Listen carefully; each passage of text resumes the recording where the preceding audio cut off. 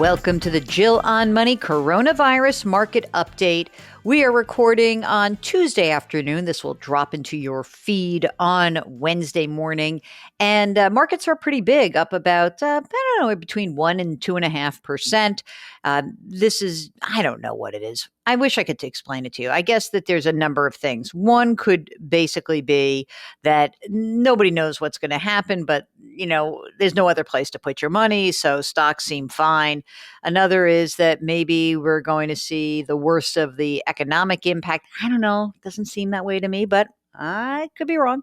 Um, Otherwise, there's not a lot of explaining to do around it. I want you all to be, I guess, happy-ish that there is a rising stock market. So it's one less thing that you have to freak out about. Maybe also you can be content in knowing that you should not have done anything with your money in March. Hopefully you didn't. If you have a financial question, please do contact us. Our email address is askjill@jillonmoney.com. Ask Jill at jillonmoney.com. Let's get to your questions. This is from John. I'm a freelance business writer with no work this year so far. Ooh, sorry, man. Do I have to pay estimated taxes on my $1,200 federal coronavirus stimulus check? The answer, no, you don't. And the other question is, do I have to apply the $1,200 income to my annual 2020 filing? Do I have to apply the $1,200 income? No, it's not taxable, so you don't have to do either of those. See, I had to read that twice just so I could remember what I was saying here. Ignacio writes, my mother referred me to you as she absolutely devours your content. Oh, I love your mother already. A wise woman. Anyway, Ignacio says, I am a 35-year-old who is getting married soon, has to face the truth of my financial situation. My fiance knows that I still have student debts, and I promised her that I would get rid of them before we got married. Her parents worked hard so that she wouldn't have any debt, and it would not be good for her to marry into any. I have a federal loan that I track and pay, but I also have private loans that at one point went into default. In recent years, they were sold. I lost track as to who was in possession of them. I tried reaching out to settle the debt. I couldn't get a confirmation as to who owned my loan. Good God. Okay. I recently did a soft check on my credit. My car loan and my federal loan showed up. There's nothing about the private loans. A friend of mine thinks that the statute of limitations may have expired, but now I'm scared to reach out to anyone in fear they will reactivate. Did they write them off, or are they lurking in the deep somewhere? Any help would be greatly appreciated.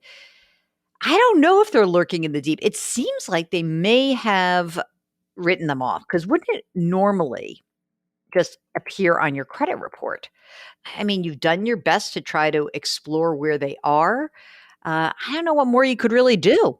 Yeah, I mean, Mark is saying that if your score is a decent score, maybe that's indicative that this is all in the past. Okay, this is from Doug from Long Island. Hi, Doug. I'm on Long Island too. Okay, two questions. By the way, he says, thanks for the pod. It's insightful. Why don't all employers offer Roths? Is there some detriment to the employer? No, it's paperwork. It's ridiculous. They wish they would all do it. So it's just that they're not doing it because probably making changes is a pain. Number two question, for a backdoor Roth, are there income limits? I make $260,000. My idea was $6,000 for me and my non-working wife, for $12,000 total. Well, the backdoor Roth, you're making a contribution into a non-deductible IRA account. So there's no limits on that. But in order to do the backdoor Roth, you've got to make sure there's not other IRA accounts floating around, because that can screw you up. So if you might have another IRA account, that could be a problem. So you really need to know that. Otherwise, you're going to be subject to some rules that are going to make the backdoor Roth less attractive. Okay, bonus question. Through my Bank of America Merrill online account, I am invested in the Vanguard Total Stock Market Fund. Is that the same thing as investing in it directly with Vanguard, or is Merrill skimming a fee somewhere? Thanks. I'd have to see the statement. My guess is that there's usually a fee somewhere or other for a Merrill online account, but I would double check. And frankly, if you want to just own a Vanguard account, then own a Vanguard account and don't go through Bank of America Merrill. Let's see here. This is from Melanie. Here's the facts. I've been at my job for 33 years and I turned 60 in August. My employer has offered me an early buyout package worth about $23,000 with, get this, lifetime medical. I currently earn about $57,000 a year. I've got $480,000 in a TIAA account, $93,000 in savings, IRAs, and investments. The only debt I have, a $30,000 mortgage balance, which will be paid off in 2024. I live on 35 grand a year, so would use $70,000 of my savings to support myself for 2 years. Then I would draw down on my pension at 62, which is when I would also collect Social Security. Is this a wise plan? Also, really enjoy the podcast. I like lifetime medical. This is a tough one. Okay, here's a question that I have. Do you like your job? I think that there's something missing here. We don't know whether you're dying to retire or not.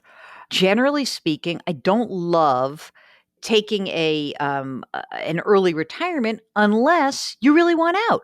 You didn't tell us when you thought you were going to retire. So, I mean, it sounds like a fine plan, especially if you just had it and you really want to be out and be done.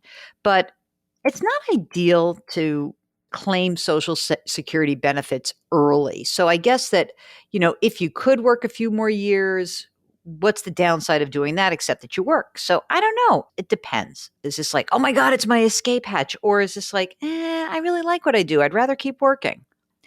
Andy writes, I've been a regular listener to your podcast long before the coronavirus shutdown. It was my go-to podcast at the gym. And now I begin my home workout routine with your daily economic Q&As. Thanks to you and the team for keeping this going. Andy, the team is the team of two, Mark and Jill. That's it. With a little help from spouses and family. Okay. I've been sitting on the fence for a few months, thinking of moving some extra money from a fixed annuity account to a Vanguard index fund. However, there's so many to choose from. I end up staying put in a state of inertia. One major concern is that I'd like to put the money in a socially responsible fund.